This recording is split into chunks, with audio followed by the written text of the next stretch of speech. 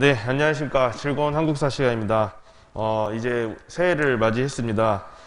새해 이제 한국사를 배울 시간이 이제 얼마 남지 않았는데요. 그런다고 이제 한국사 수업을 대충 할 수는 없고, 남은 것들이 있기 때문에 지금 이제 이번 주 해서 두 차시 남았습니다. 이번 차시 포함해서 두 차시가 포함됐는데, 지금 사실 양은 지금 교과서 남은 양은 좀 많이 있지만은, 지금 아주 중요한 부분까지는 우리가 시험으로 다 끝냈다고 보면 됩니다. 이제 뒤에 이제 그 뼈대를 가지고 뒤에 이제 그 경제사회 파트, 그 다음에 북한과의 관계 내용들만 이제 남아 있는데 그 부분을 이제 짧게 이제 두 차시에 걸쳐서 정리를 중요한 것만 골라서 이제 보는 포인트만 골라서 보는 그런 시간을 갖도록 하겠습니다. 그러니까는 이제 시험 끝났다고 이제 대충 수업 듣고 그러면은 좀 곤란하겠죠. 여기 부분도 다 모의고사에 나올 수 있는 부분이기 때문에 여러분들이 꼭 집중해서 수업을 들어주시기 바랍니다.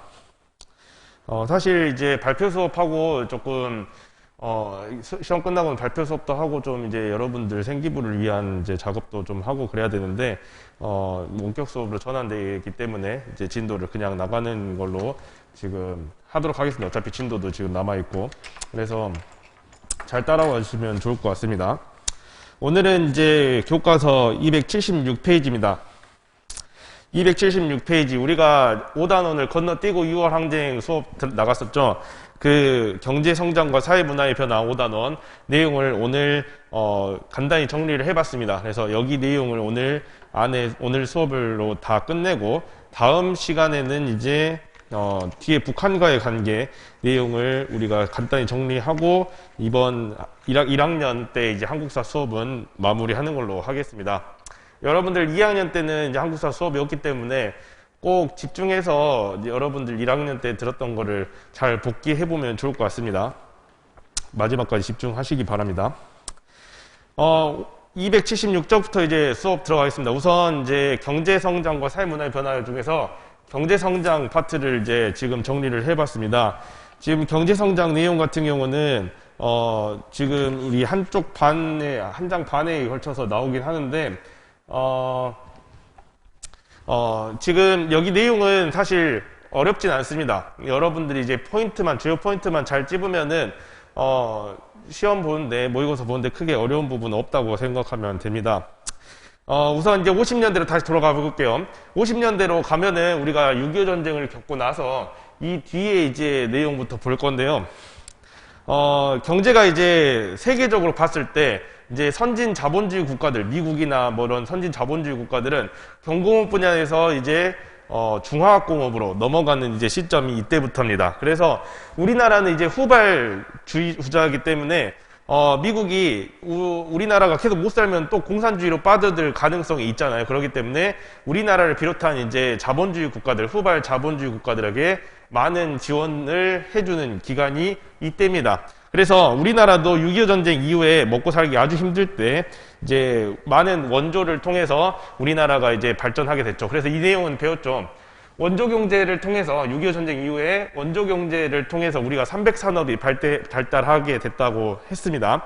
그래서 이 내용은 했기 때문에 넘어가도록 하고, 그래서 50년대 주요 키워드는 300산업이다, 원조 경제다 라고 알면은 될 것 같고요.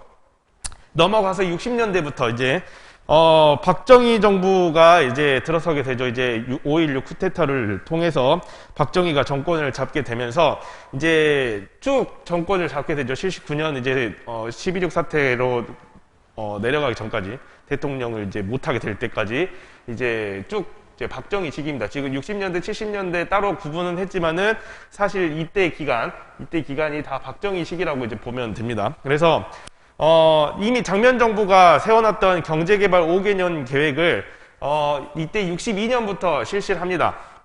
그래서 5년씩 끊어가지고 총 4번 해가지고 총 자기가 집권한 기간 동안 이제 5개년 계획이 계속 진행이 되죠. 근데 이제 277쪽의 자료를 보듯이 다 그 경제개발 계획 그 시기마다 투자했던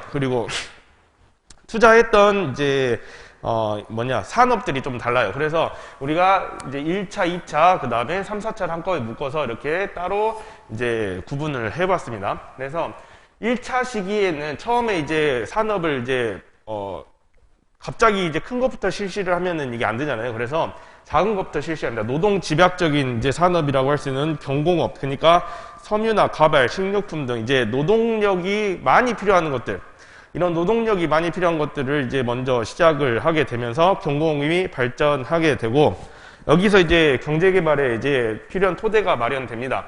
그리고 이 이제 1차와 2차 사이에 이제 베트남 파병이 계속 이루어지게 되죠. 그러면서 276쪽에 보면 이제 브라운 각서를 통해서 우리가 많은 또 미국에 대해서 이제 경제 원조를 받게 되죠.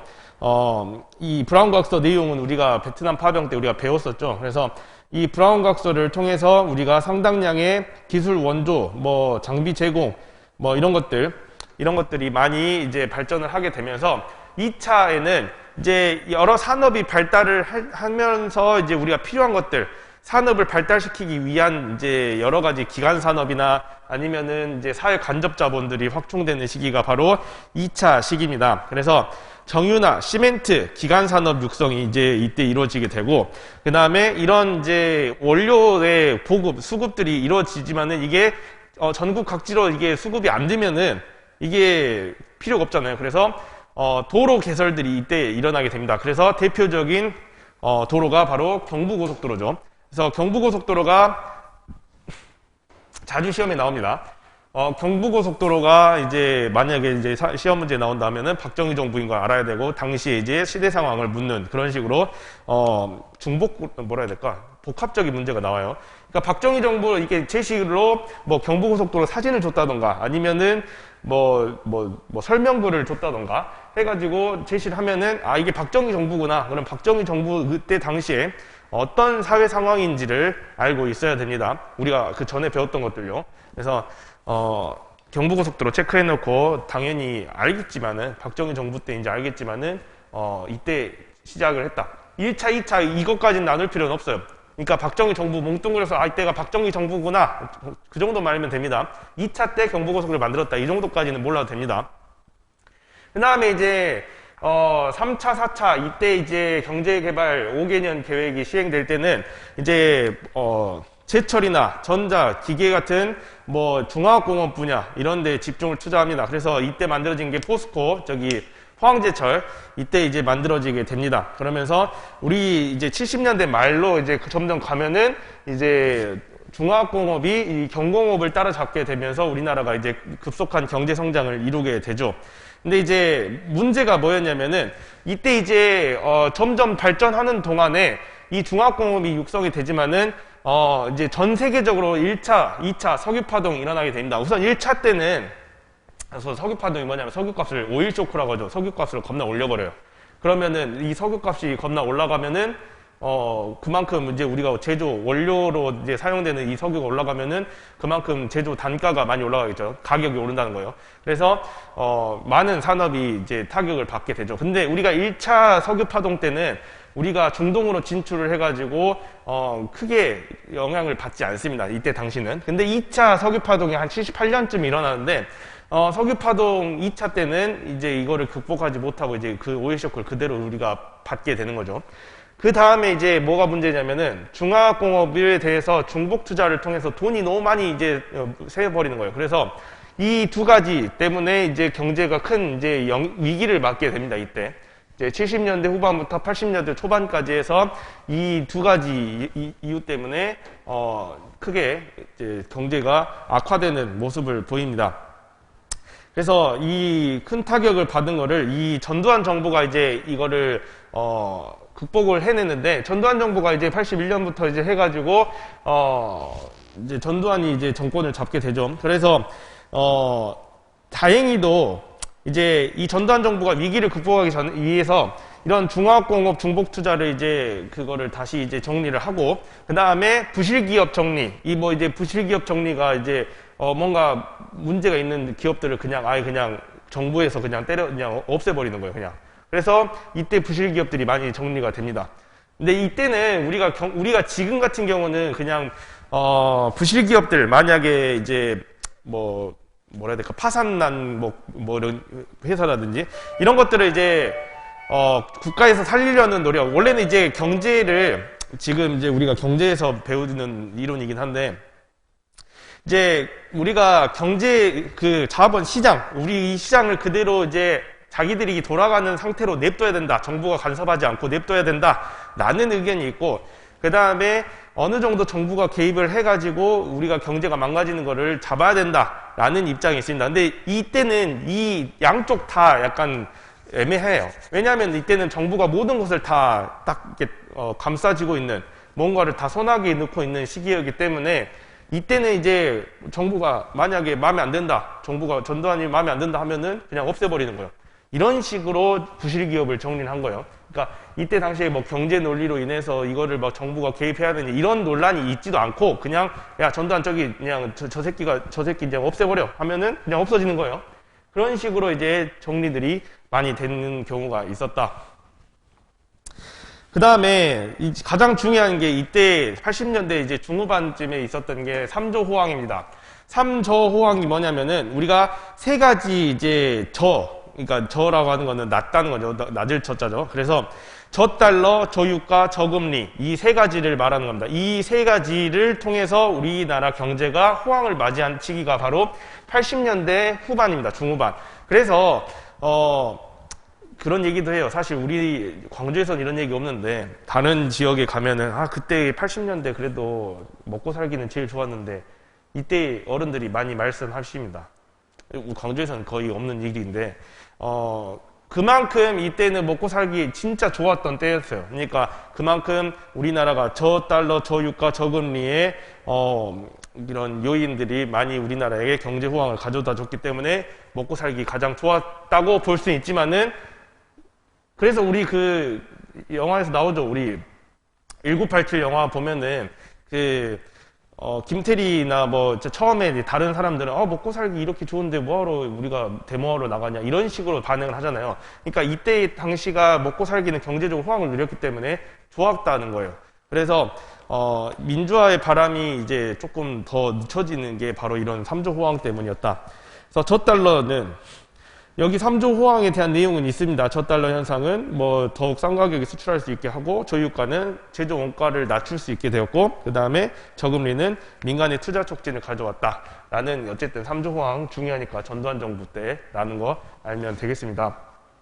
그러면서 이 3조 호황을 통해서 자동차나 철강 이런 중화공업의 성장이 두드러지게 된다. 그렇지만은 이 3조 호황이 나중에 사라지게 되고, 외국 자본의 개방 압력이 이제 점점 오게 되면서 이제 경제가 다시 악화되는 모습을 보인다. 그래서 90년대 이제 들어서면은 이제 김영삼이 이제 정권을 잡죠. 물론 중간에 노태우 있지만은 김영삼 때 이제 시장 개방을 확대하고, 그 다음에 우리나라도 OECD 경제 개발 협력기구 이렇게 들어오게 되면서 어느 정도 우리나라도 이제 위상이 높아졌다. 우리가 11위 경제 대국이다. 이런 얘기들 이때 나옵니다. 그래서 OECD 가입하면서 이렇게 엄청나게 우리가 뭐라 해야 되나, 쉽게 말해서 국뽕이 취하죠. 그래서 이때 크게 이제 우리나라가 발전을 하게 됐던 것처럼 보이는데, 문제는 그만큼 빚이 많았다는 거예요. 그래서 외환위기를 초래하게 됩니다. 이제 IMF 사태는 들어보셨죠? 그래서 이 IMF 사태가 이때 김영삼 정부 말 때 일어나게 되면서 이제 많은 대기업들이 무너지게 되고, 일반 개인 투자자들도 많이 무너지게 되는 거예요. 그만큼 개인 빚들이 많고, 아까 말했지만은 민간의 투자들이 많이 높아지면서 빚들이 많아졌기 때문에 한 번에 이렇게 쇼크가 오니까는 다 무너지게 되는 거예요. 그래서 이 IMF 사태가 이때 여기까지 이 세 가지는 이제 김영삼 정부 때입니다. 그래서 이 IMF 사태를 이제 막기 위해서 김대중 정부가 이제 대기업 구조조정을 하게 됩니다. 그래서 대기업들이 이제 이때 많은 실직자가 일어나게 되고 많은 일들이 생기게 되죠. 그래서 이 구조조정이 일어나게 되고, 이거를 또 빨리 타개하기 위해서 금모으기 운동, 알죠? 이런 반지 같은 것들 내놓고 이렇게 일반 사람들이 다 이제 금을 모아가지고 이제 내놓게 되면서 우리가 빠르게 상환을 할 수 있겠다. IMF 때 빌렸던 돈을 조기 상환할 수 있게 되었다. 그래서 이때 이렇게 우리가 지금 2000년대로 넘어오고 2020년대이지만은 우선 아직 우리가 역사적으로 아직 배울 정도는 아닙니다. 그래서 우선 냅두고 경제까지는 우선 이렇게 50년대, 60, 70년대, 그 다음에 80년대, 90년대 이렇게 구분해서 이 사건은 누구 정보였는지 정도까지만 알면은 충분히 문제는 풀 거라고 생각합니다. 그래서 정리한 거 잘 볼 수 있도록 합시다. 넘어가서 278쪽 보면 이제 경제개발의 성과와 문제점이 있습니다. 당연히 빠른 속도로 증가하고 국민 성장도 높아집니다. 근데 이거는 평균값이죠.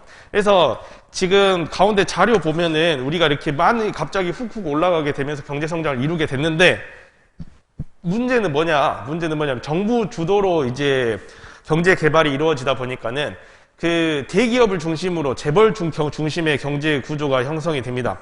그러면서 정경유착이나 이런 것들이 부정부패로 나타나게 되고, 그 다음에 저임금 저고가 정책으로 인해서 여러 이제 노동 문제나 그 다음에 하여튼 일반 이제 사람들, 그러니까 위에 재벌이나 이제 특수한 위에 있는 사람들은 많은 호황을 누렸지만은 그 아래에 있는 사람들, 이 경제개발의 주역들이었던 노동자들, 농민들의 삶은 나아지지 못했다라는 겁니다. 그래서 빈부격차, 그 다음에 도시 농촌 간의 소득격차가 이어지게 되면서 많은 사회 문제가 야기되었다.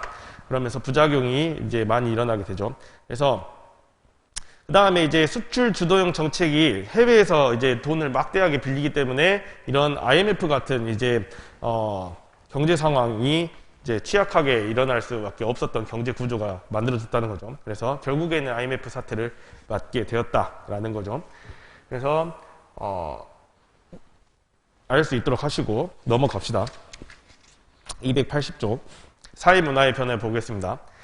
이제 산업화로 인해서 이제 도시화가 급속히 진행이 됩니다. 도시를 중심으로 해서 공장이 건설되고 그러면서 노동자가 이제 몰리게 되면서 이제 큰 도시로 이제 사람들이 몰리게 됩니다. 그러면서 이 도시화가 어떤 변화를 주게 되냐면은 가족 형태가 우선 대가족화해서 우리가 농촌 사회에서는 대가족 한 번에 이제 집성촌을 이룬다던가 아니면 한 집안에 이제 많은 이제 식구들이 모여 산다거나 하는 대가족 형태였는데 이게 이제 다 도시로 뿔뿔이 흩어지다 보니까는 핵가족 형태. 지금 이제 어머니, 아버지, 그 다음에 자식들 둘, 한둘 이 정도로 해가지고 나타나는 핵가족으로 변화한 게 이때의 시기입니다. 그래서 이런 핵가족 형태가 이제 많은 것들을 이제 영향을 주게 됩니다. 그래서 밑에는 읽어보시고, 그래서 이런 문제점이 무엇이냐? 일자리와 이제 여러 가지 주택 부족 문제 이런 것들이 지금 심화됩니다. 이게 지금 그때만의 문제가 아니라 지금도 문제죠. 지금 이게 다 뭘로 연결이 돼요? 집값 상승. 이걸 정부에서 집값 잡는다고 하지만 이게 안 되잖아요, 잘.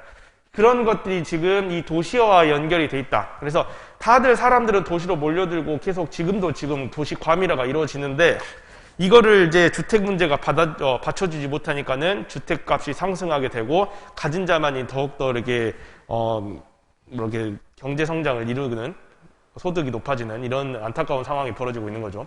그 다음에 당연히 사람들이 많아 보니까는 교통 문제들도 생기게 되고, 그 다음에 공해나 범죄 등 각종 사회 문제가 발생했고, 그것보다 이제 심각한 게 지금은 좀 덜하죠. 근데 이게 덜한다는 게 이게 어디 사회 면에 잘 안 보인다 뿐이지 사실은 빈민 문제가 이때 도시화가 진행되면서부터는 엄청 심해집니다. 그래서 이 빈민 문제가 큰 문제를 이제 야기하게 되죠. 그래서 이 빈민들이 이제 판자촌에 모여 살게 되고, 이 판자촌을 이제 철거하게 되면서 재개발을 목록으로 철거하면서 이 빈민들이 이제 도시 밖으로 쫓겨나게 되고, 그러면서 이제 여러 가지 문제들이 야기되는 게 바로 이 빈민 문제였다. 그 다음에 넘어가서 노동 문제 이제 나오는 농촌의 변화. 도시화가 이렇게 진행이 되면서 이제 젊은 사람들은 다 도시로 가죠. 그러니까는 도시는 공장에서 많은 이제 공장을 돌리고 이제 그러니까는 많은 소득을 벌지만은 농촌들은 소득이 점점 떨어지게 되는 겁니다. 그래서 소득 격차가 심화되게 되고, 그것보다 이제 더 심각한 문제는 농촌 인구가 감소합니다. 농촌에서 이제 힘들게 농사 지으려고 안 하고 다 도시로 이제 떠나려고 하죠. 그리고 남는 사람들은 원래부터 농사를 짓고 있던 사람들이었겠죠. 그러니까 점점 세월이 갈수록 농촌에 남아있는 연령대가 높아질 수밖에 없었다는 거죠. 그래서 고령화 문제가 이때도 야기됩니다. 지금도 심각한 문제도 계속.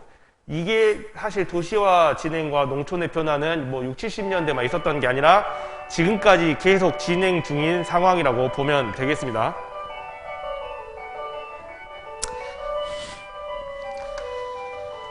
넘어가서 281쪽 보면은 여기 보면은 이제 노동 문제 보는데, 노동 문제는 노동자가 급증하게 되면서 이제 사람들의 처우 개선이 이루어지지 않습니다. 그 다음에 아까 말했듯이 저임금, 저고가 정책이 있죠. 이런 것들을 통해서 생산 단가를 낮추려면 노동자의 임금이 낮춰져야 됩니다. 그래서 이 임금을 계속 올리지 않아. 정부 주도로 해서 정부 그냥 싼 값에 싼 값에 팔아야 되니까 노동의 대가를 더욱더 올리지 않는 거죠. 그래서 저임금이 계속 지속이 되고, 그러면서 장시간 노동, 그러니까 노동자의 처우가 개선되지 못하는 시기가 계속 진행이 됩니다. 그리고 왜 이게 이렇게 지금이야 이렇게 해버리면은 그냥 그 회사 나가면 되지만은, 노동자가 계속 이렇게 도시로 몰려들다 보니까는 뭐 내가 나가도 다른 사람 쓰면 된다는 거예요. 공장주나 뭐 이렇게 하여튼 뭐 소유주 입장에서는. 그러니까는 이게 해결이 계속 안 되는 상황에 처해 있습니다. 근데 이제 1970년에 서울 평화시장에 재단사로 일했던 전태일이 근로기준법을 준수하라 하면서 이제 분신하는 사건이 발생하게 된다. 자기 몸에 불을 지르고 죽는 사건이요. 그래서 이 전태일의 분신 사건 이후에 이제 사람들이 그 노동자의 처우 개선에 대해서 더 관심을 갖게 되고, 그러면서 이제 새롭게 노동조합도 결성이 되고 했지만은, 이런 70년대 박정희 시기 때는 당연히 그 노동자에 대한 탄압, 정부의 탄압이 심했기 때문에 제대로 이루어지지 못하게 됐지만은, 이제 계속 가다가 이제 80년대 가서 이제 6월 항쟁, 그러니까 6월 민주항쟁 같이 이제 민주화의 바람이 불게 되면서 이제 노동자 대투쟁이 일어나게 되고, 그러면서 노동운동이 활성화되게 됐다. 그래서 이때 이제 노동조합이 이제 대규모 기업대에서도 이제 결성이 되고, 그 다음에 이제 노동조합들, 노총들이 이제 생기게 되죠. 그래서 민주노총과 한국노총, 이제 노동운동을 전개하는 양대 노총이 이때 형성이 되게 됩니다. 그래서 민주노총 이제 한번 집회하면은 크게 한 번씩 일어나는 거 여러분은 모르겠죠. 서울에 가면은 겁나 크게 열립니다. 한 번씩. 그래서 이렇게 노동운동이 이때부터 발전을 하게 됐다. 그 다음에 이제 생활운동 보겠습니다. 생활운동은 이렇게 농촌이 이제 점점 격차가 벌어지게 되고, 그러면서 고령화가 심해지니까 이런 빈부격차를 줄이기 위해서 새마을운동이 추진이 됩니다. 박정희 주도하에.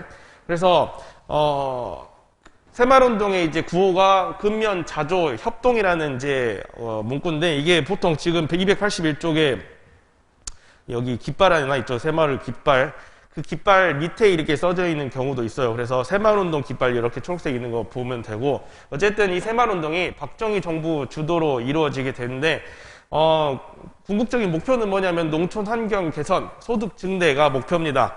그래서 일정한 성과를 올리기도 했지만은, 이 도시화의 바람, 그러니까는 젊은 사람들이 도시로 다 떠나가게 되고, 농촌 고령화가 이제 심각한 문제로 남아있는 게 끝나는 게 아니에요. 새마을운동 할 때는 반짝했지만은 이 현상이 끝나지 않기 때문에 이 문제가 이제 고령화 문제 같은 이런 문제들이 이제 근본적으로 해결되지는 못했다라는 상황이 벌어지게 됩니다. 그래서 농촌의 어려움은 계속됩니다.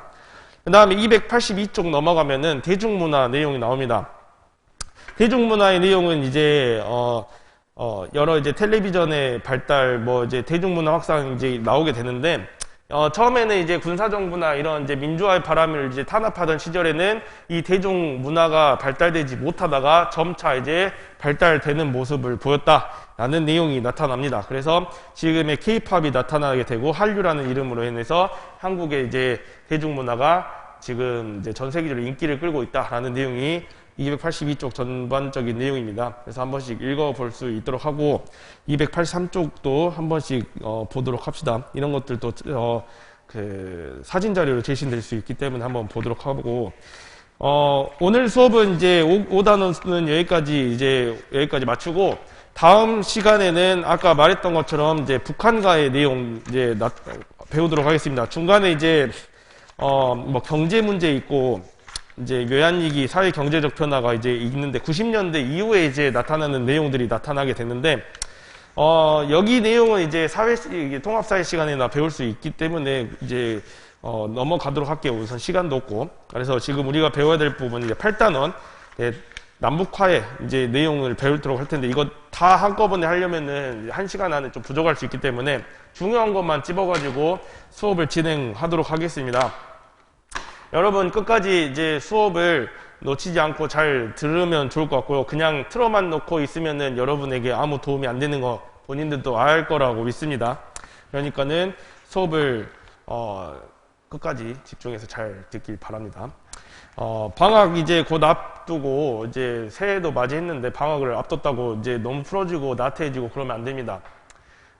여러분들은 고등학생이라는 걸 잊지 마시고 끝까지 이제 적어도 이제 고등학교 이제 대학을 갈 때까지는 여러분들이 끝까지 노력을 하는 모습을 보이면 좋을 것 같습니다. 여러분들이 땀을 흘린 만큼 그만큼 성과를 거둘 수 있기 때문에 지금 나태하면은 그만큼의 성과가 떨어지겠죠. 그래서 항상 꾸준히 열심히 노력하는 학생들이 되면 좋을 것 같습니다. 네, 오늘 수업은 여기까지 하고 다음 시간에 뵙도록 하겠습니다. 수고하셨습니다.